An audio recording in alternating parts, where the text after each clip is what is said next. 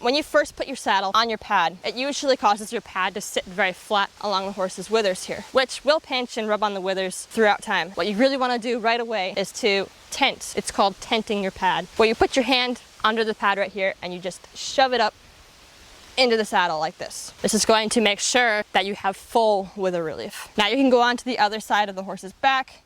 You can take your cinch down. You can make sure all of your straps are not under the saddle. And remember how we place the pad a little above the withers? The reason we do that is because we want to be able to push the saddle back into place to make sure that all of the hair is going the right direction.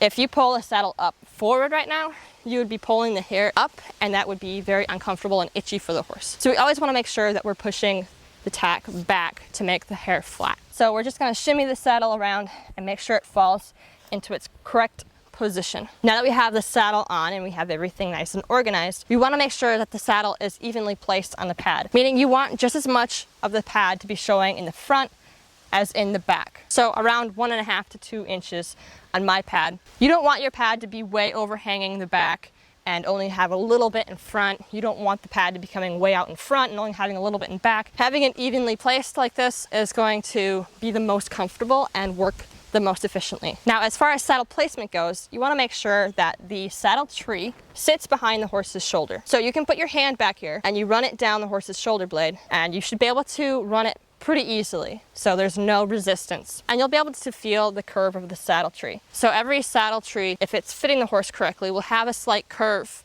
in the shoulder where it allows the shoulder to move freely through the tree, so it's not contacting and pinching and restricting the shoulder to move through the saddle. So you want to make sure that the tree sits behind the horse's shoulder. And an easy way to tell if your tree is sitting behind the horse's shoulder like it's supposed to is by looking at this concho here. Usually there's a concho or a screw or a bolt of some sort in this location. And if you can step back and see that that is sitting behind the horse's shoulder blade, then it's usually a good indication that it's in the correct spot. Now, another thing to look for to make sure that your saddle pad and your saddle are lining up right is this groove back here. Now, every saddle has a channel, which is the channel that runs down the center of the saddle that allows for the spine to move freely. So that channel should line up with the center of your pad. Now, some pads have spine relief or just a cut down the middle, so you can line up that cut, that seam, with your channel. And then you make sure that both the channel